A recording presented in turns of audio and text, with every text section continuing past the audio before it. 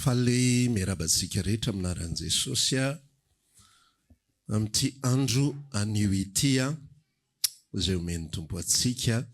Miarabantsika rehetra izay tonga eto androany miaraban izay manaraka amin'ny alalan'ny tambazotra ihany koa ary miaraba manokana ny fikambanana mpiara mamaky ny Baiboly any Frantsa, Ligue pour la lecture de la Bible France, izay miaraka amintsika amin'izao fotoana izao manaraka mivantana an'izao fandaharana izao. Manonona ny fiadanan'ny tompo amintsika tsiraray avy dia raha ny tokony ho izy moa raha fisainan'olombelona sa fandrindra'olombelona dia tsy tokony ho eto izay zany manao an'izao fa tokony ho any Frantsa, fa ny tompo mandamina zavatra rehetra dia eto izay zany tokony hoe inverse zany ianareo mijery eto. Dia zareo mahita anay mivantana fa tsy izay ny fandaminan'ny tompo fa nareo indray mahita mivantana dia zareo mijery amin'ny écran. Sorantsika ny tompony amin'ny zavatra rehetra. Amen. Androany isika dia ifampizara kely ao anatin'ny lohahevitra ry zareo manao camp izy zany amin'izao fotoana izao dia misitaka kely any anaty alaala any ry zareo, misy tanàna mahafinaritra kely any dia misy titre izay nomeny tao anatin'izay fanaovana camp izay hoe garder le cap dans un monde incertain. Garder le cap dans un monde incertain. Raha ohatra ka dika tsotsotra amin'ny teny malagasy zany dia mifahatra amin'ny tontolo izay tsy fatapatatra, mamahatra amin'ny tontolo izay tsy fatapatatra. Enganieka na mba ho azonao ny anankiray amin'ny teny frantsay na ho azonao le ray amin'ny teny gasy, fa raha ohatra sady sahirana ianao ny amin'ny ray, sahirana ianao ny amin'ny faharoatra, vao maika mety tsy azoko ihany zany mamahatra amin'ny pastery zany dia rarabe zany. Fa de toute façon ifanazavantsika eto ilay izy dia mino fa amangy anao ny tompo ao anatin'izany afatra izany. Amen. Tsy hamaky teny manokana aho fa tantara anankiray no iorenan'ny fifampizarantsika amin'ity androany ity dia tsy inona fa ny tantaran'ny lehilahy anankiray izay atao hoe Noa, manomboka amin'ny Genesis 9 ka hatramin'ny Genesis 10 no misy ny tantarany ingabe Noa, satria Noa dia mila fantatritsika fa lehilahy efa 500 taona tamin'ny niantsoan'Andriamanitra azy. Ary ny anankiray izay fehin'ny tantarany Noa kosa dia ao Matthieu 4:20 manomboka amin'ny 7:30 izany lay tantara. Tsy ovakiko ilay izy manjary lasa hany indray nitoriako nefa le tsy tena hany loatra le vetikevitra izay fampizarako. Fa ny tantaran'ity Noa ity dia mino famba fantatrareo. Atsangano tanana aloha izay malala. Fantatra ny tantaran'ny Noa. Noa dia lehilahy anankiray dia ozy izy nisaotra masina hoe marina sady mahitsy ao anatrehan'i Jehovah izy. Genesis 1 no misy ny tantarany. Tamin'ny fotoana anankiray enika loatra ny fahotan'ny zanak'olombelona ny tany. Dia nanapa-kevitra Andriamanitra ny anarona an'izao tontolo izao. Noho ny amin'ny fahatezerany dia anarona an'izao tontolo izao amin'ny safodrano. Zany hoe tahaka ny anao recréation Andriamanitra. Tahaka ny hoe vita ny zavatra anankiray misy zavatra tsy mety ao. Tsy hoe Andriamanitra nanao fahadisoana fa raha olombelona nidira-pahotana dia maniasia mandrakariva dia mandra-paharivo ny andro dia tsy misy afa-tsy zavatra ratsy mivezivezy ao anaty ao fo sy ny saina. Misy ny atao hoe filan'ny nofo, misy ny atao hoe filan'ny maso, ary misy ny atao hoe rehaka momba izao fiainan'izao. Zany mihodina ao anatin'ny saindra olombelona sy fondra olombelona. Azany zavatra zany dia zavatra hitatsika ho atsika izay nianatra ny tantara, ary ho atsika izay mbola mivelona mandrakity ny androany.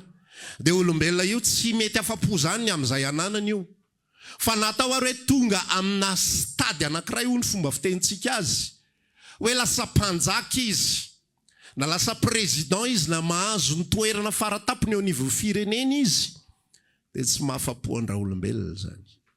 Fa inona ny zavatra tedaviny? Misy hatrany.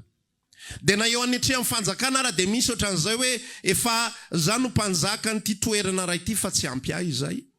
Fa tiako hitombo sy velatra bebe kokoa ny fanjakako a. Dia tiako elebe foana dia hitombo foana amin'ny mpanompoko a, hitombo foana ny olona miankoka eo anatrehako a, dia hitombo foana ny ohatran'izao. Zany hoe tsy misy fetra lay filan'ny olombelona.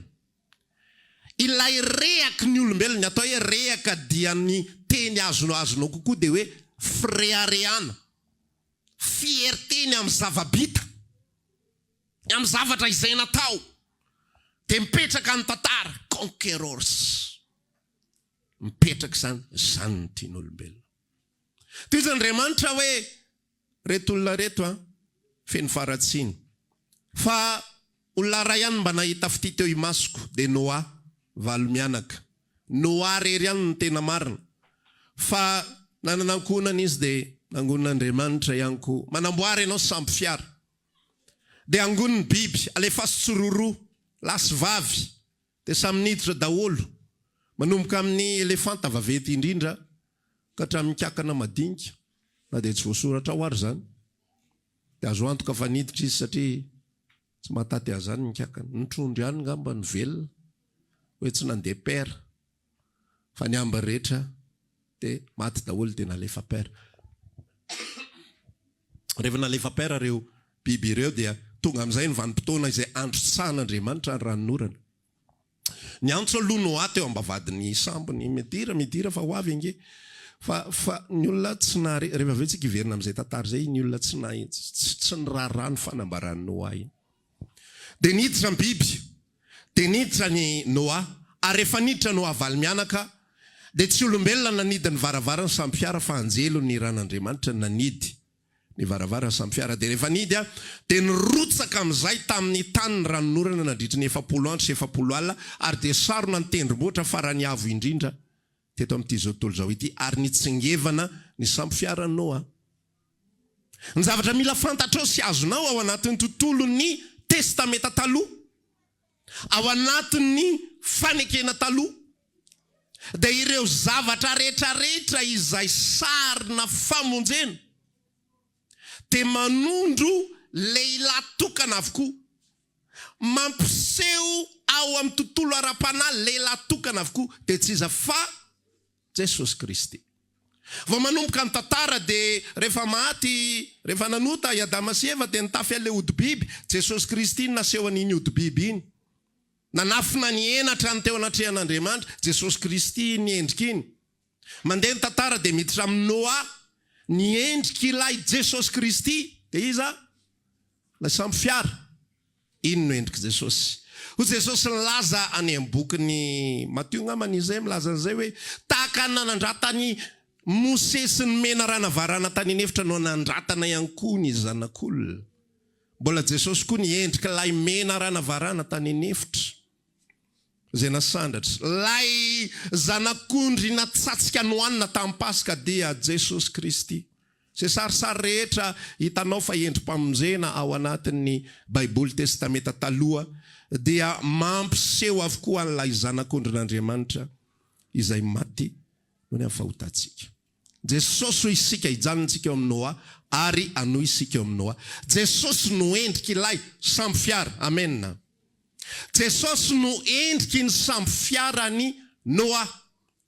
Ka izay rehetra tafiditra tao anatin'ny sampy fiara dia tsy tratra ny miverintsika amin'ilay voambolana voalohany, ny fahatezeran'Andriamanitra.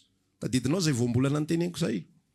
Tezitra Andriamanitra dia narotsany ranonorana andevona an'izao tontolo izao. Fa zay rehetra tafiditry ny sampy fiara dia tsy tratra ny fahatezeran'Andriamanitra. Jereo tsara le condition, tsy fepetra hafa mihitsy lay fahatratrarana sy tsy fahatratrarana fahatezerin'Andriamanitra. Tsy hoe zay tsy mihinana karazam-biby tahaka izao, tsy hoe izay manao an'izao sy izay tsy manao an'izao. Zay tsara fanahy ampidiro, le masika velo reny, avelao any an-tokotany ihany. alao le tsaratsara fiodirana miditra fa zay ananina somary alao any atokotany, alao ny fotsy miditra fa ny mainty. Non, tsisy an'izay le izy, tsisy sélection, fa zay tafiditra dia zay ny vovonjy. Vaikeo le fomba fiteny fa lasa diso le izy, tsy hoe tratran'ilay safodrano zay tahaka izao ny fiodirana, tsy hoe tratran'ilay safodrano zay masika, tsy hoe tratran'ilay safodrano zay miteny ratsy, tsy hoe tratran'ilay safodrano zay tsy manaja ray aman-dreny sy ny sisa, fa zay tsy tafiditra ny sambo fiara no tratran'ilay safodrano. D'accord, tsika avy hatreo asivo amenina aloha arery ny vazavazy eto. Fa ohatra izay foana ny système n'Andriamanitra.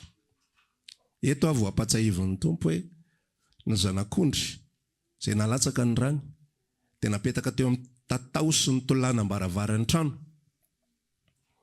Poste ozy izy amin'ny teny anglisy, tsy haiko amin'ny teny frantsay hoe inona fa poste ny anaran'ilay poste zany amintsika le fanatera taratasy. Fa ny anglisy zany io poste, io amin'ny sisin-trano iny poste. Dia maka rano zanak'ondry dia hosorana eo. Zay misy an'io na izy na iza. Ny zanak'Israely no menavatra hoe ataovy fa raha nisy zanak'Israely nanavatra tamin'ny namany hoe zao nareo nahita zavatra nitranga rehetra teo, azo antoka tsina fa mba nananamana ny zanak'Israely tao, fa tsy dia tena hoe zay mahita rehetra dia mangary tsy izay le izy fa mba nananamana Egyptiana ihany zareo tao.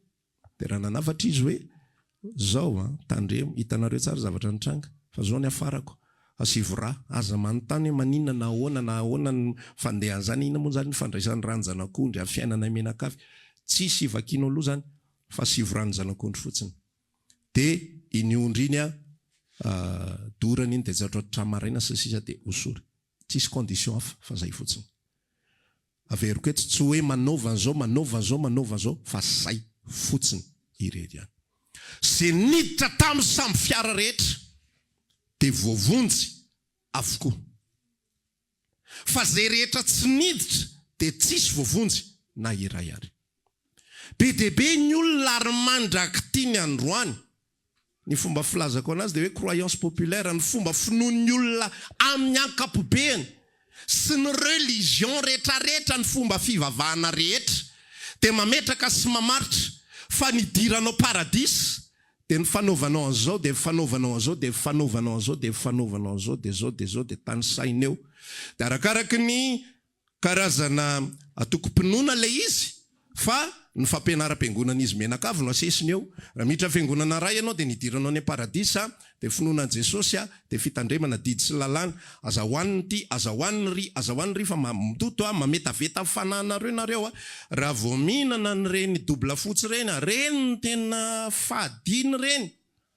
Makany amin'ny elo raha vao mihinana, hitanao ny devoly nalefan'i Jesosy misy antony nalefany any Kisoa, fa manina tsy nalefany tany amin'ny omby, manina tsy nalefany tany amin'ny voalavo, manina tsy nalefany tany amin'ny totozy sy sisa, dia everinao hoe tsisy biby hafa mihitsy ny teo. Misy antony. Hoentin'ny olona ny karaza fampianarany, afahana mametraka ny fafana miditra ny lanitra. Rehefa te hiditra ny lanitra dia ozy izy le olona zay tady moramanga na ampikorotana moramanga ray voatra, za re olona maty, zay moa zany lamody tato ato tao anatin'ny firy-taona, hoe maty dia nentin' Jesosy tany amin'ny elo sy tany amin'ny lanitra. Izy rehetra tsisy mitantara lanitra zany anao hoe tsy mahita an'izany hoe za tany amin'ny lanitra tena hitako voankazo nohan'ny Abrahama, amponga be an-danitra sy goavy, fa mamy zany tsisy ny tantara zany zay tonga rehetra, fa tany amin'ny elo daholo izy menakavy. Dia zavatra hita an'ilay anankiray indray tany amin'ny elo rehefa tany amin'ny elo aho izy dia zavatra hitako tany vehivavy mipataloha be dia mihitsy. Ka ianareo vehivavy mipataloha reo, ary io dia nizao mipataloha anareo fa overy amin'io ianareo. Dia ankoatra vehivavy mipataloha le manao manjamaso makiazy reny feno any. Tsy tantara teo le manao solonify reny izy zany tsy mana problema mihitsy izy raha hoe bangy ianao dia soloy ny nifinao, tsy olana aminy zany. Fa makiazy sy manjamaso io allerzika total izy. dia volo miloko ayayay dia voly mandehandeha. Zany ny fampianaran'olombelona zay ataonao, zay ataonao, zay ataonao. Manao ny tsara ianao dia zao hiditra. Rehefa miresaka hoe manao ny fahamarinana, dia le fahamarinana araka zay définition ny fivavahany, sy araka ny définition ny fampianarany, zao avy ny atao hoe fahamarinana. Fa ny kristianisme avy any Jesosy Kristy dia izy irery ihany ny lalana sy fahamarinana ary fiainana. Rehefa miresaka fahamarinana zany dia tsisy afa-tsy Jesosy. Rehefa miresaka lalana dia tsisy afa-tsy Jesosy. Rehefa miresaka hoe midira mivavahady ety ianareo fa malalaka mivavahady be dia be miditra andry, dia ozy izy manambarany amin'ny bokin'ny Jaona 10 hoe zao angela ivavahady, fa so heverinareo fa vavahady inona, so dia heverinareo fa fifadikanana ny vavahady, so dia heverinareo fa fivarotam-pananana ny vavahady, so dia heverinareo fa fanaovana karazana hetsika tahaka an'izao tsy tahaka an'zaroa ny vavahady, fa izao ny vavahady. Raha izao no idiran'ny olona dia mahazo miditra izy dia mahazo mivoaka ary mahazo hanina. Ilay lalam-pamonjena izay ambarany Genesis 1:9, ilay lalam-pamonjena izay ambarany Matthieu 2:20 mikasika ny Noa, ilay sari-pamonjena dia tsy inona fa Jesosy Kristy ilay samby fiara. Zay miditra ao dia voavonjy. Fa tsy n'importe qui ny tafiditra ao. Ny resaka ny olona ny tantara Noa fa tsy révélé. Io tsy hoe tantaraina aminao hoe ho ripaka zao tontolo zao dia ho d'accord ianao ny amin'izany zavatra zany, fa nomboka hiasa ny intelligence ndra olombelona. Oui, possible. Mety ohatran'izao. Raha ny kajikajy manam-pahaizana sy ny analiziny zao dia ary izy io nge Andriamanitra efa nanome sy nametraka teo ambavany Jona hoe ny tany sy lanitra ho levina fa ny teniko tsy mba ho leviny. Jesosy naminany an'izany nefa tsy nisy manam-pahaizana afaka nikonfirme an'izany tamin'izany fotoanandro zany. Fa amin'izao fotoanandro iainantsika izao capable tsara manam-pahaizana ary tsisy manam-pahaizana izay andahany zany possibilité izany hoe tena ho ripaka tokoa ty zao tontolo zao ty, fa ny fotoanany tsy fantatra. Tsy haindrareo manisa azy sy mikajy azy. Fa possible be na zao tontolo zao mipotehany-raha olombelona, na zao tontolo zao, zay moa zany tena fahavalo zao tontolo zao indrindra raha olombelona mipetraka eo amboniny ihany. Na zao tontolo zao tratrany météorite, na ity tany ity tratrany karazan-javatra maro, intempéries sisa, changement météorologique zay le avy amin'ny olombelona moa zany. Fa Jesosy dia efa nilaza fa ho rafy ty. Tany sy lanitra ho levona, fa ny teniko tsy mba ho levona. Verintsika amin'ilay resaka Noa. Ozy hoe azo atao no mitatatatata manome démonstration be dia be, manazava amin'ny alala sotra masina na tsy amin'ny alala sotra masina, ny alala zavaboary. Izao Andriamanitra sisisa azonao atao ny tantaran'izany. Azonao atao ny miresaka hoe ataovy zao re olona ho avy anie zao hoe ahoana ninon'ny olona zany, andro maina be io. Ingano na nofo ratsy tany na nofo atoandro tany dia hoe manamboara sambo. Lehilahy antitra io dia tsy mba mipetraka tsara, mba manao sovaly amin'ny zafikely. Fa aleo manamboatra sambo. Ary ty sambo namboarina dia goavana tsy mba lakana kely akory mba valo mianaka tsika. Andao mba nao ohatran'ity trano ity zao atonony tsara raha mba manamboatra sambo hoe tsika mandehandeha mba mitsangatsangana mandany ny fahanterana. Fa ilay sambo amboarina tsy andaniana fahanterana, fa nampidirana ihany koa biby mba mipetraka kosa ianao amin'ny toeran'le olona. Nanamboatra sambo lehilahy antitra, ozy Andriamanitra hono hoe manamboara sambo, vita ny sambo lasiny arainy zay miditra rehetrarehetra, passager rehetrarehetra zany, elefanta, rhinocéros, girafy, osy, ganagana, saka, tôtô, zany ny miditra ao. Amin'ny fomba hoana ka amin'ny fomba hoana ny andresy lahatra antsika olombelona normal. Hoe andao koa tsika mba hiditra ao, raha ny fijeriko andreo matotonga saina biby, misy antony ao, andao hiditra ao. Tsy normal zany. tsy afaka niditra tao ry zareo satria tsy nirevelena taminy ny zavatra zay efitranga. Tsy afaka niditra izy satria tsy revele, tsy nampafantarina ny fony any anatiny any ny zavatra zay hitranga. Io na hitory inona tsika rehefa tsy Andriamanitra no miteny amin'ny olona ny zavatra hitranga, tsy miditra ao zany izy. Tsy miditra ao izy. Na hitomany ary ianao eo ambaravarany samby fiara hoe ino azany hitomany reo olona tahin'Andriamanitra ianareo midira ho ahy.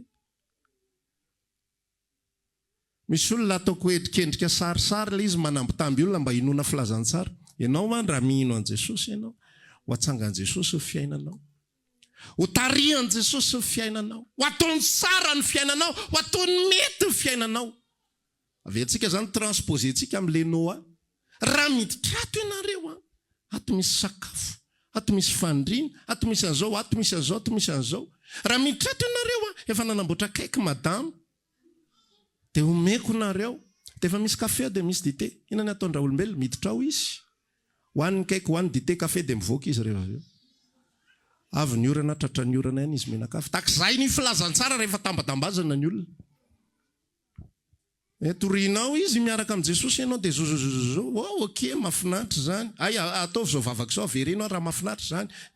Teneno hoe za hoe Jesosy manomboka androany, hibebaka hiala amin'ny fahotako rehetrarehetra. Dia ataony tokoa zay.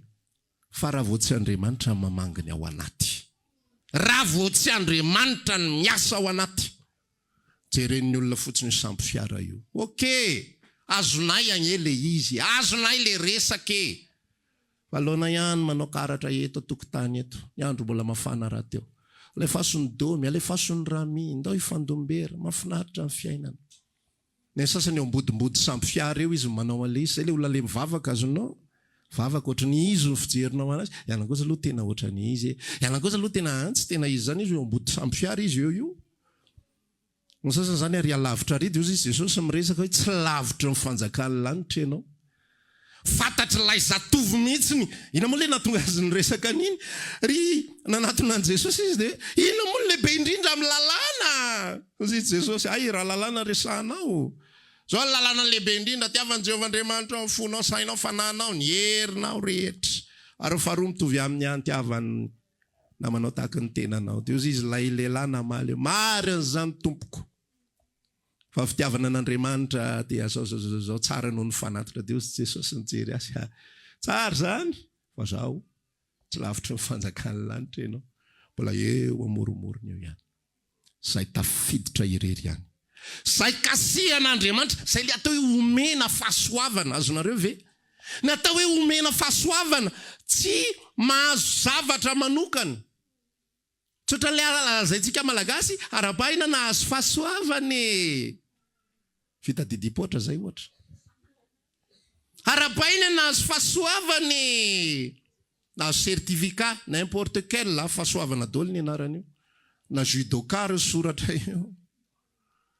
Karaté, 6e dan, fahasoavana. Zay tonga eo fahasoavana daholo. Fa ny tena atao hoe fahasoavana, dia ilay fo mahafantatra ny zavatra zay efitranga eto amin'izao tontolo zao. Ianao ve mahafantatra ny zavatra zay efitranga eto amin'izao tontolo zao? Ny fonao ve malala zay hitranga eto amin'izao tontolo zao? Manova menina raha resy lahatra ianao, raha tsapanao zany. Zany natao hoe fahasoavana. Ary ilay fo malala ny zavatra efitranga eto amin'izao tontolo zao, dia inona ny ataony? Lasa izy mino ny filazantsara, dia miditra izy ao amin'ilay samby fiara. Manaiky izy enikasika Andriamanitra ny anatin'ny fony, avany amin'Andriamanitra foana ny depart, enikasika Andriamanitra ny anatin'ny fony, dia lasa izy mamaly an'ilay antson'Andriamanitra, dia miditra izy ao amin'ilay samby fiara, dia ao amin'izay izy no miala sasatra miandro ny fiavian'ny tompo. Zay ny teboka voalohany ao anatin'izao afatra izao. Ny asa ataontsika, ny zavatra tsara ataontsika, asa janona. Amen. Fa tsy reny ny lalam-pamonjena. Tsika nge tsy ninina zavatra atao tsara, zavatra toa tsara ataotsika. Fangareny mahafafa ny ratsy vitatsika. Ianao manao tsara zao. Zao zany ianao be fitiavana be. Afaka daniray mivoto ny fonao. Hitanao le olona nasosotra anao. Tera tonga amin'iny ny tompo dia ianao mivoto iny. Iran'le foko mitony. Fa ho avy Jesosy. Ho avy ny zanak'olona amin'ny fomba tsy fantatritsika mihitsy. Tahaka ny fiavian'ny ranon'orana tamin'ny andron'ny Noa. Fantatra fa tsy maintsy ho avy io. Fa tsy hay fotsiny hoe roviana. Aiza ho aiza ianao fotoana hiaviany orana. Le Noa ny resana. Sao dia mieritreritra hoe ririnina be zao pasterako orana. Fa aiza ho aiza ianao amin'ny fotoana hiaviany orana io. Ao anaty sambo fiara ianao. Mino an Jesosy sy ny famonjena netiny. Sa ato ivelany ianao. Variana amin'ny fiainana. Variana amin'ny ezakezaka ao izay heverinao fa hanamarinana anao. Tsy misy olombelona marinina amin'ny asa ataony zany. Fa raha ny asa ny mahamarina, tsy ny rahan'Andriamanitra ny zanany. Fa tonga dia ampy be lalàna sy ny didy folo 613 nisany. Ataovy daholo fotsiny reo. Voavonjy daholo nareo menakavy. Fa tsy lalam-pamonjena ny lalàna sy ny didy. Fa lalana andaminana fa fiarahamonina. Fa ny lalam-pamonjena tsy misy afa-tsy tokana. Zare ihany hozy Jesosy. Tsy misy makany amin'ny ray zany. Na izy na izy. Na manao inona izy na manao inona. Na tsy manao inona izy na tsy manao inona. Na miezaka be tahaka n'inona ary izy. Fiainan'ny olona fahiny zany atao hoe hermetisme izany. Ermite. Misintaka fiarahamonina mba tsy haloto fo. Misintaka fiarahamonina mba tsy haloto saina. Amin'izay masina tsara. Fa misy lehilahy anankiray atao hoe Antoine Le Grand. Tena niady fatratra mihitsy ny tamin'izany. Fa tsy nety resy ny tao anatiny tao. Misy manaloka foana any anatin'ny Antoine Le Grand. Efa misintaka izy any amin'ny toerana any anaty vato any. Mba hanamasina ny tena. Amin'izay izy miendrika tsara. Andova ny fiainana mandrakizay. Amin'izay masina tsara ny ao anatiny. Dia voadio tsara. Tsy tratra ny fiarahamonina satria izay zany hoe ny fiarahamonina amin'ny mandotony ato anatika. Fa reraka Antoine Le Grand farany. Satria ny aina fiainana hermetika izy. Ermite. Fa eniny foana hoe misy zavatra foana tsy voafehako le fisainako. Le foko tao tsy voafehako. Satria maninona ao anatiko misy natiora ny Adamo. Natiora mpanota ny Adamo. Osy Paoly tsy izay tiako. Tsy ny tsara izay tiako ny ataoko fa ny ratsy izay tsy tiako. Zay na tonga andra olombelona ho very. Na ho amin'ny ara misy zavatra tiany atao tsara. Misy ratsy tsy mety afaka mihitsy ao. Ary zay ny nefin'ny zanak'Andriamanitra. Tsisy olombelona voavonjy ny asany. Ny asa tsy mahavonjy. Fa Jesosy mahavonjy. Tepoka voalohany anatin'ny tantara miditra ao amin'i Jesosy Kristy. Raha voakasika amin'ny fonao, raha tsy voakasika mitovy amin'ilay afatra teo ihany, aza miditra ao amin'ny sambo fiara. Par information fotsiny. Hoe aloha miditra aloha fa ho teo ihany, tsy tatinao ny fofona. Zezika rehetrarehetra ao. Misy olona mety pary ohatran'izay hoe pary analizy fotsiny dia hoe ndao hiditra aloha dia ho teo. Tsambikiny eny ambaravarakely eny raha ohatra ka hoe tsy avy akory le orana. Fa tsy tatinao ny zavatra mitranga ao. Dia tahaka an'izay ihany koa, asan'Andriamanitra ny anatin'ny fo. Fikasian'Andriamanitra ny anaty. Tsy mekanika.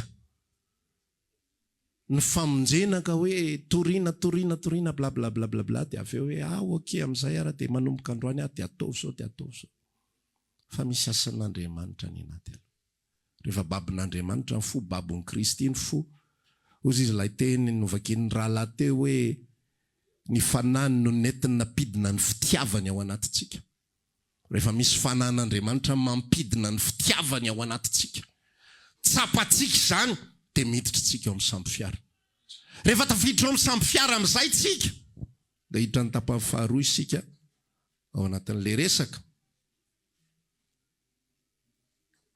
Sy hiditra amin'ilay lohateny sy ilay lohahevitra amin'izay isika hoe garder le cap dans un monde incertain.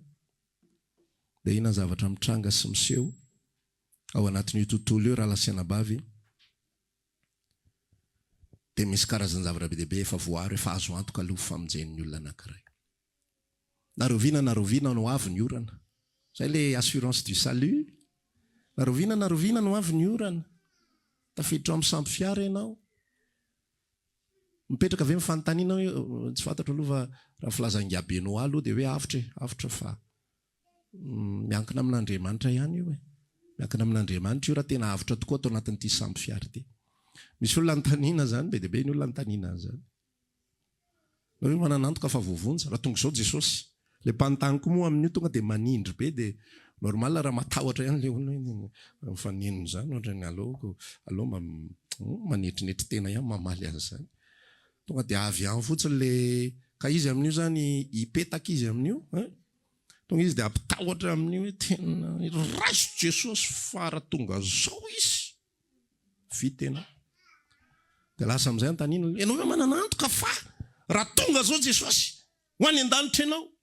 Korotana amin'izay zanakatodohan'le olona antaniana, raha ny faniriana moa ve tsy hoe hoany fa Andriamanitra ny tompony teny farany, izy rera mahalaly. Olona ny tokotany zany. Olona ny antaniana le olona, ianao ve manana antoka fa raha avy tokoa ny ranonorana. Dia ho velona ianao, dia ozy le olona ny vela sampy fiara raha faniriana moa ve eny le ranonorana aloha tsy fantatra fa dia apetraka amin'Andriamanitra ny fiainany, apetraka amin'Andriamanitra ny fiainany. Fa rehefa ny olona ny tafiditra amin'ny sampy fiara, manana assurance izy. Mandrivon'ny vato ozy izy malagasy. Zay zany mba ondana hitan'ny malagasy fahiny. Zay mampilamina ny torimasony. Manetsika mandry eo ambony koety tsara mihitsy ao anaty sampy fiara. Une fois ianao manana antoka fa velona ao anatinao ny zanak'Andriamanitra.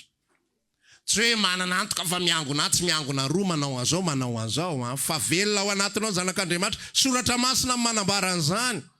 Bokin'ny Jaona voalohany, zay manana ny zanaka dia manana ny fiainana. Zay tsy manana ny zanaka dia tsy manana ny fiainana. Tsy resaka mivavaka sy tsy mivavaka sy mandeha makary sy tsy makary io manao azao sy tsy manao azao. Zay ny teneniko anao hoe sampy fiara irery ihany ny lalam-pamonjena. Zay manana ny zanaka dia manana ny fiainana. Un point c'est tout. Un pain c'est tout. Zay tsy manana ny zanaka tsisy fiainana ao anatiny, tsisy resaka hafa.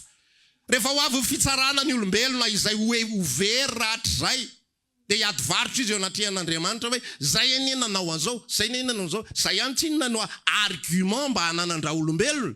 Zay ihany ny avancena. Zangy nanao an'izao, zany nanao an'izao, zany nanao an'izao, zany nanao an'izao. Ozy izy le fanambaran'i Jesosy eo amin'ny Jaona Matthieu 7:12. Amin'izany isy olona ho avy ao anatrehako dia ilaza. Tsy efa nanao an'izao va izay, hitanisany zavatra nataony izy. Efa nanao an'izao izay, nihinana sy nisotro teo anatrehanao izay, mpandray fanasan'ny tompo io.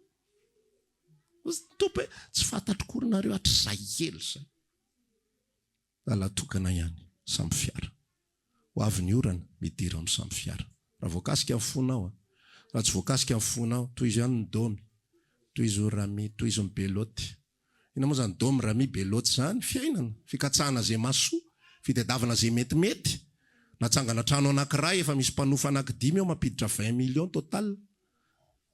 Mandeha indray kajy manaraka hoe 20 fois 12 herintaona io zany. 240.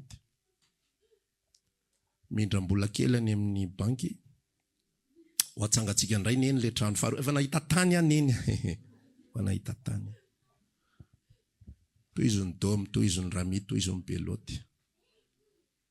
Ozy sotra masina laza hoe mampakabady izy, mamoaka pakariny izy. Sasany varotromba, sasany varotra ondry. Taony daholo zay mety rehetra. Alao zay nytohizana. Fa rehefa kasihan'ny tompo fonao, raiso famonjena androany. Amen. Raiso famonjena. Raha henonao zanak'Andriamanitra mampidina ny fitiavana eny anaty fonao hoe tena henoko ny kasika androany. Raiso izy androany. Rehefa tafiditra amin'izay tsika raha lasena bavy. Dia ny fiainana eto amin'izao tontolo izao dia mitohy hatrany. Azoko atsaina eto mihitsy hoe no avaly mianaka tafiditra anatin'ny sampy fiara. Izy io mantsiny ny dina meloa io sampy fiara io. tsy fantatro hoe azon'Andriamanitra tsaina angamba hoe malemy ihany nofondra olombelona ka mety isy ivoaka eo. Rehefa maheno an'ilay feon'olona ao anaty samby fiara tsy ina fa manomboka limité ny ration. Le olona ny tokotany mbola mikakakaka be faly be mihitsiny. Alefa! Tota! Saza!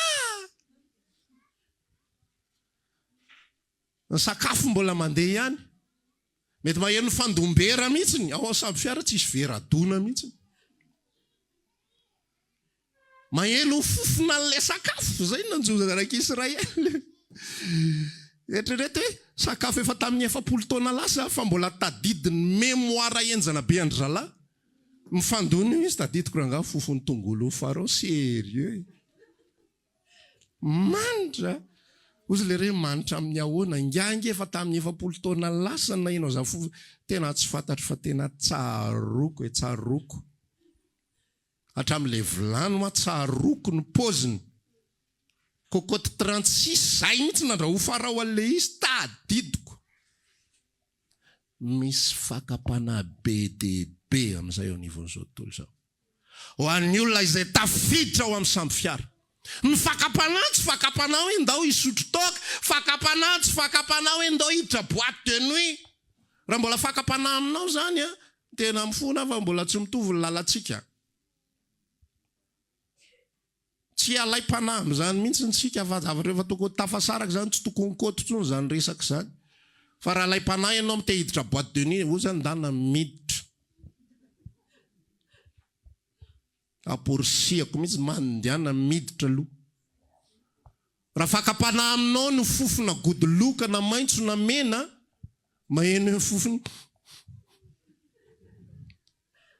Tsarony hatramin'ny rahan'izy vady ny souvenirako amin'le godoloka iny mantsy niaraka tany Epeflosa ny fata amin'izay. Zay ko tiako amamanareo voalohany indrindra. Misy retoranareo ohatr'izao anaty saina sao fo. Fa le fakapana ao anatin'le izy mihitsiny. Sy ny zavatra mitranga ao anatin'ilay tontolo ivelany izay mampiozongozona ny zanak'Andriamanitra. Ozy izy, moa ty mpanao salamo ty. Ka solafaka ny diako ozy izy nahita fanambinana ny ratsy fanayasa. Maheno an'le zavatra mitranga rehetrarehetra. Fa tsy miorina amin'izay io saina sy ny fo io. Firifiry amintsika nefa nanontany fa ho avy ihany ve ianao Jesosy? Firifiry amintsika nefa nalai-panana metra-panontaniana hoe fa tena misy ve aloha Andriamanitra? Ozy izy ny olona ny resaka tamin'ny Petera hoe Atrael zay nilazana zany fiavian'ny tompo zany. Eritrereto Mese Petera tamin'ny taona 60 zany hoe 30 taona taoriana nialan'i Jesosy. Fa efa mipetraka sady tamin'ny Petera hoe Petera avy loha ty ho avy any loha ve zany Jesosy zany. 30 taona tsika teto tadidiko mihitsy hatramin'le fotoana nialany. Tsy tadidiko moa zany fa le olona tsy nahita azy indrindrindrindra ny tena nyteny hoe efa ely zay efa hatramin'izay nalasan'ny razana zay nilazana ny fiaviany to mandraky ty tsy tonga ihany. Alai-panina fa ao anatin'ny fakapana amin'izay ny zanak'Andriamanitra ao anaty samby fiara dia mila miaro ny fony mba tsy ho tratra an'izany zavatra rehetra. Ary zay ny mahatonga ny soratra masina, zay mahatonga ny tenin'Andriamanitra mampianatra sy mitaiza antsika. Satria fantany fa rehefa hiditra amin'ny samby fiara, falifaly daholy, miramirana daholy, sambatsambatra ery. Zay taloha makany Diego dia 3 jours ny lalana ho an'izay olona tsy mahalala le hoe lalana 3 jours sarotra be sy sisa. Miainga amin'ny taxi brosy, velome, tahin'Andriamanitra, dia ozy ny hetsy, bon voyage. Ariva ianao miainga amin'ny 5 miditra maraina ianao eo ambondromamy, dia miditra amin'izay le atao hoe magodra. Zany magodra, godra zany fotaka. Fa fotaka ny fiainanao mandritry ny 3 andro. Ary maromaro ihany ny teny rehefa tafiditra ao anatin'izay tahaka izay tsy nakaty. Raha napoiziko izao, tahaka izay tsy nakaty. matsiarotsiaro ny fiainana tsotsotra sy milamindamina, inona ary nidirako kizo tato ao anatin'ny tontolo fiarahana amin'Andriamanitra. Raha lasanabavy, raha vao tsy voary ho fotsika, ny devoly tsy maintsy mampiraty, zany ny spesialité ny devoly. Iadamaseva nanana ny zavatra rehetra tao amin'ny saheteny, fa nitokafan'ny Satana. Io zany tena c'est le roi de la communication. Fatany raha teo koa fa Eva zavatra matsilo be ny sofiny, radarany Eva zavatra vao maika koa tsy isy ifampiresahana, fa tsy Adama tao amin'ny sahetena ary azoko antoka eto fa i Adama dia tsy dia be resaka. Fa vao fo maraina dia ina sakafo, ina mo sakafo reoko.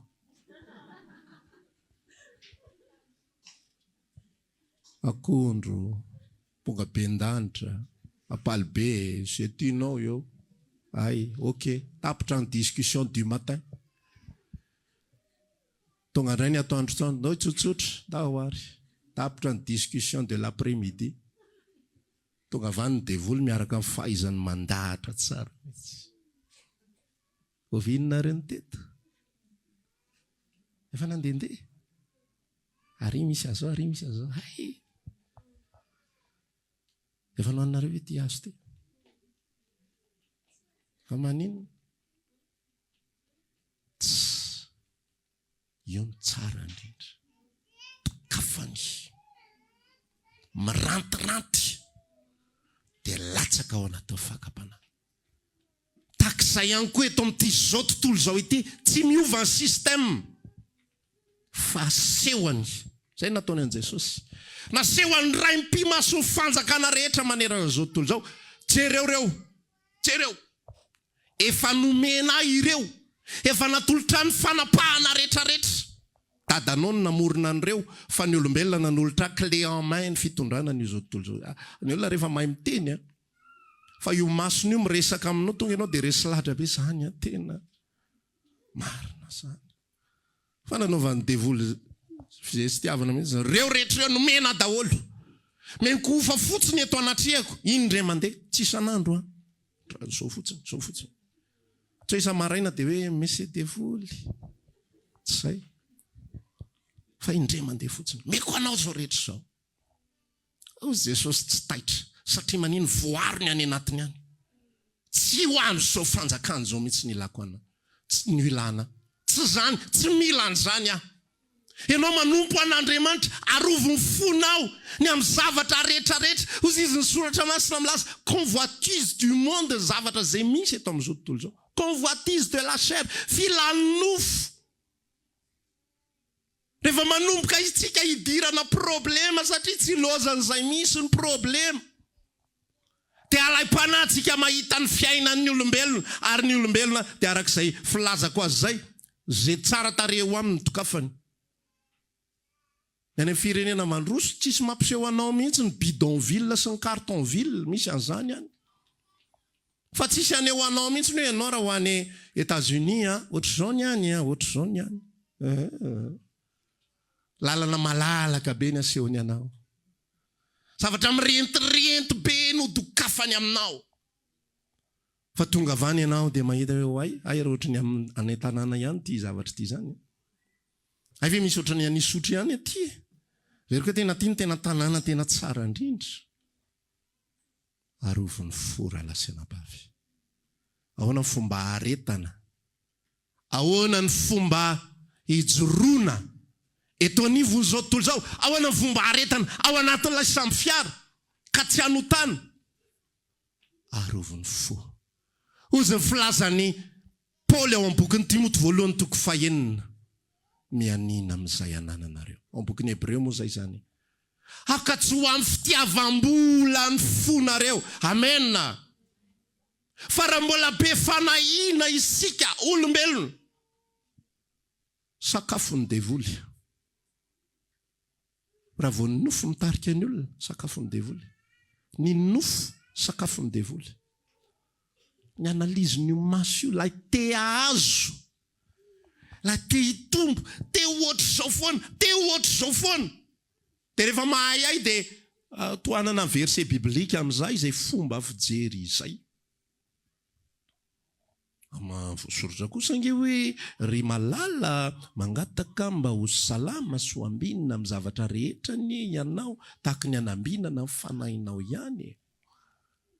Tian'Andriamanitra tsika ho ambinina. Le ambinina hoe fa fanahina manahoana ny fonao. Ny alalana hoe fa misy virus zao tontolo zao any anatin'ny fon'ny olona zanak'Andriamanitra anankiray. Fony izy voanandray, fony izy voanatsapany asan'i Kristy tao anatiny nandritra ny enim-bolana voalohany, 7 volana voalohany, herintaona voalohany. Tahaka ny tsy misy zao tontolo zao. Ozy izy lahira anankiray zay tsy haiko na Magie Blanche ary mirana izy iny na Église sans frontières. Tout ce qui m'entoure ne valent plus rien pour moi quand je contemple ta beauté. Zany rehefa ao amin'ny tontolonao miranty be zao tontolo zao fa tsy taitra ny foko e. Manitra ny tongolon'ny Egypta fa tsy taitra ny foko e. Ozy izy Kaleba sy Joshua resaka tamin'ny olona izay niaraka ny safitany tamin'ny mijery ny tanàna. Ozy izy folo lalazy le tanàna izay nampanantenaina aloha le tondra dronono sy tantely de tena tsara e. Ny apepam-boaloboka anankiray grappe de raisin lehilahy roa no milanja azy. Ao Israel ao misy système ataondrareo fa tena enjana be ny vokatra zay ataony ao. Ny mangasotsika manifinify kely ohatran'izay daholy, ohatratsika malagasy ihany ny kabariany. Fa ny endrzareo tena tonga de any daholy. Goavana be daholy. Ny mponina tao Israel tamin'izany fotoana zany tao Palestine, hatramponina ngeza be. Goavana vaventy be daholy. Ary ny akamaroan'izy ireo de enindratsany 24. Raha mitendry klavie zany mety tena hafa mitsy fanenina. Accord spécial tsy mbola nisy na eno. Fa 24 nisany ratsana. Fa ozy izy le lehilahy tao Israel izay tratran'ny tendance, izay tratran'ny alika Farao mandra-pefa miala. Zay ny antoniny 40 ans dans le désert iny mba ho tafahala amin'ilay alika Farao izy menakafy. Fa tsy tafahala mihitsy. Manaloka foany Farao tamin'ny voalohany fotsiny ny midery. Mandresitsika saotra an'Andriamanitra Farao sy ny kalesiny sy ny soavaly sy ny mpitaingina azy naripa ny tao anatin'ny ranomasina mena. Tonga de eo ny eo maforokira, enjana be zany. Vao avy miampita, voaforona ny hira. Yatrika rano, yatrika tsy fisikana, yatrika an'izao.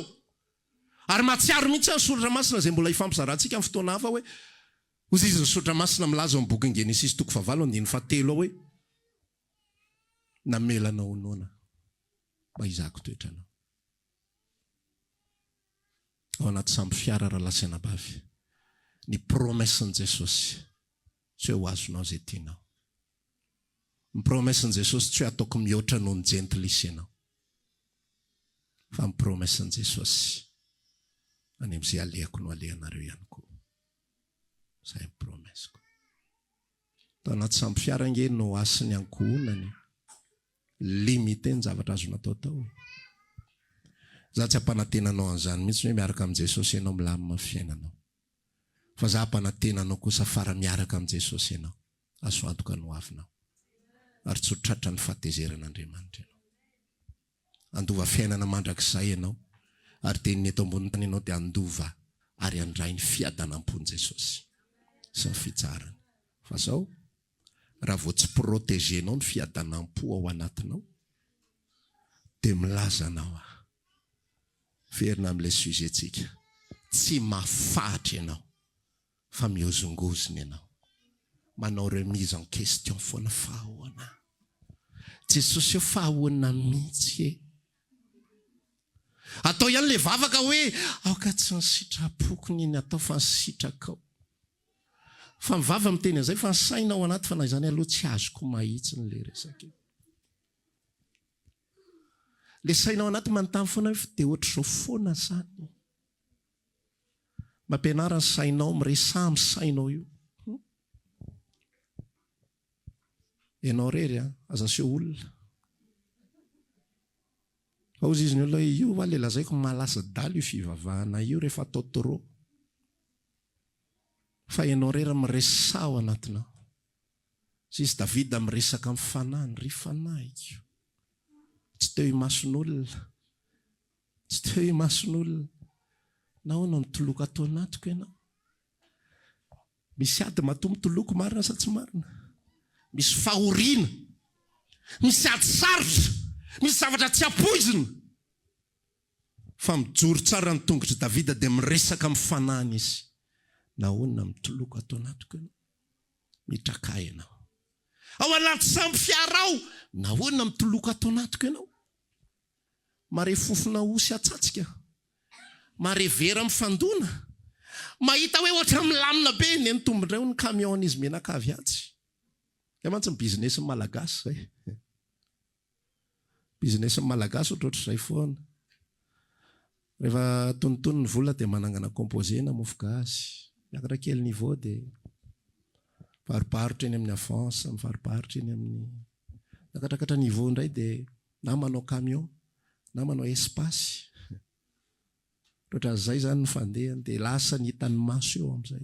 Manao an'izao, nahazo an'izao, nahazo an'izao. Ary zay ny ilana vady tsara avy amin'Andriamanitra, fa raha vady tsy avy amin'ny tompony mahazo eo, mbola ady vaovao ihany koa. Ianao dia fivavahany io foana. Tsy ireo ny olona mandroso. Tsy hitako mihitsy izay vokatra ilay fivavahanareo mandraka ity ny androany. Ady ange zany. Ady zany, komba zany. Aizany tsy nitenenan'i Joba farany hoe tahaka ny tenin'ny ray amin'ny vehivavy adala ny teninao, enjana kosa iny raha namany iny. Raha lava isa ny teny aza.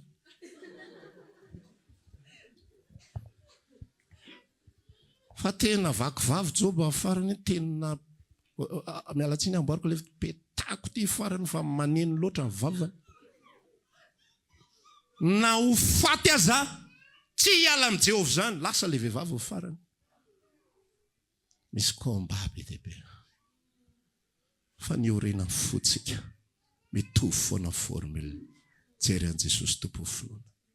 Matoky ny tenin'Andriamanitra, mino ny fanambaran'Andriamanitra, dia mamahatra tsara ny tongotra dia miresaka mifanahy ao. Tsika mbola natenan'i Jehovah foana.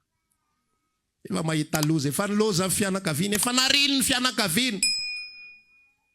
Efa lazainy olona zao rehetrarehetra zao. Ohatran'ilay manompo ohatran'ny mbola tsy hita ihany koa aloha inona ny fiantraikany amin'ny fiainana ankehitriny. Jesosy kosa aloha tsy nampanantena fiainana ankehitriny zany. Osy Petera indray mandeha nanontany an Jesosy, ino izay na foiny zavatra rehetra dia nanaraka anao dia inona zany ny tombontsoa anay? Nga izy ny teny hoe naveriny Deutéronomia 28 teo, tahiny ianao raha miditra sy mivoaka satria ianao nanaraka. Tsy zany ny tenin'i Jesosy. Fa Jesosy amin'ny maha-olona bizara anazy dia bizara ohatran'izay ny zavatra ambarana. Lazaiko aminao marina koa izy tsisy olona manaraka ka tsy mahazo avy zato eny, efa mety mba falifaly Petera hoe sambo zato rahalahy, arato zato. Le trondro koa zany avy zato eny niakatra eo. Zany olona rehefa tsy mahafantatra ny planin'Andriamanitra sy ny fihevitr'Andriamanitra ho an'ny tenany sy ny nofony. Fa Jesosy nilaza tsisy olona manaraka ka tsy mahazo avy zato eny. Inona le zato eny? Trano avy zato eny. Hitako misy sorirantsika hoe trano zato. Zay mihitsiny. Fa dikan'le trano avy zato eny, raha lasianabavy. Za zao raha mandeha ny tranonareo, raisinareo sa tsy zany? Aloha alaina tsara aloha le antoka hoe sura velo sa so dia tsy sura akory. So dia tsy apetranonareo koa raha ianao te hitory azy zany, ko ina ny diranay amin'izany. Fa zay ny atao hoe trano avy zato eny. Zay aleako rehetra misy trano azoko hidirana daholo. Ary zay ny tenin'i Jesosy, zay manambara. Rehefa mandeha mitory ianareo, zay trano hitanareo dia midira ao. Tetonony ao fiadanana. Raha misy zanaky ny fiadanana ao, toetra fiadanana dia mitoera ao andro vitsivitsy. Zay ny atao hoe mahazo trano avy zato eny. Tory filazany tsara, apetranony le olona. Mahazo rahalahy ianareo avy zato eny. Nareo zao na dia tsy zato ary nisan'ny rahalahy eto, nareo le rahalahy avy zato eny. Mahazo anabavy ianareo, mahazo reny ianareo avy zato eny. Takizay ihany koa nareo anabavy, anareo reny. Dia mbola nampiny io zay hoe amin'ny maha-olona fahafa azy. Ary amin'ny ankoatran'izay dia mahazo fanenjehana avy zato eny. Ny olona raha reny afenina. Ianao hoe hanao recrutement dia zany ny teneninao. hoe mahazo fanenjehana ianao avy zato eny, dia mahazo fanaratsiana, dia mbola nampiny ary hoe sasany aminareo hoentiny eo amin'ny Synedion, dia sasany ho tapahan-doha. Zany moa ny tantarainako. Zay ny teneniko anao raha tsy asan'Andriamanitra ny anatao fo, ahoana ny akseptena an'izany? Tsy lôjika mihitsy zany, tsy acceptable zany amin'ny maha-olombelona. Tena mauvais communicateur Jesosy. Contrairement amin'ilay lehilahy anankiray devoly. Ny devoly zany ny communication enjana be, tonga any ianao mahita surprise. Ny Jesosy indray ambarany teny zao fa rehefa ho an'ny Diego ianao magodra ao aloha. Tamin'izany mbola kelikely dia nanomboka naniriniry volo-tongotra zay teto. Fa mandeha ianao, maina ve le godra, le fotaka. So tsy tomin'izy menaka avy volo-tongotra. Mandeha ohatran' zao tena ahoana ary ty. Zay moa tamin'izany mbola kely dia tianay le aventure. Fa misy tena sahirana vao manomboka mihitsy sady amin'io 404 bacheny andehanana ny heriny. Ozy le raha namana teo tonga tsy haiko amin'ny 12 alina lany manerinierina. Tafiditra hatrany anaty slipoko le rivotra. Ao anaty 404 ka le 404 le eto zany mivoa dia mifanena ohatr'izao le rivotra. Ny Jesosy lazainy daholo. Fa fefarany ho an'izay efa tany Diego, tsara natanany zany. Zany anisan'ny tsara indrindra eto Madagasikara sady madio indrindra tsy ohatry n'Antananarivo. Fa milamina, mafinaritra, mangingina tsara. Madio daholo. Ranomasina tsy manonja mihitsy fa kalma be daholo zay hitanao. Dia ohatran'izay ny tontolo fiarahana amin'Andriamanitra. Misy zavatra maka fanahy anao eny ampovoany eny. Fa arovo ny fonao. Azo kely azay le namanao akaikinao, arovo ny fonao. Arovy amin'ny fieremana ny fonao. Arovy amin'ny te azo an'izao sy te azo an'izao. Arovy ny masonao. Rehefa mbola tsy taty aloha aza jerena ny fananany hafa. Misaoran'i Jesosy fotsiny ihany, misaotra Jesosy.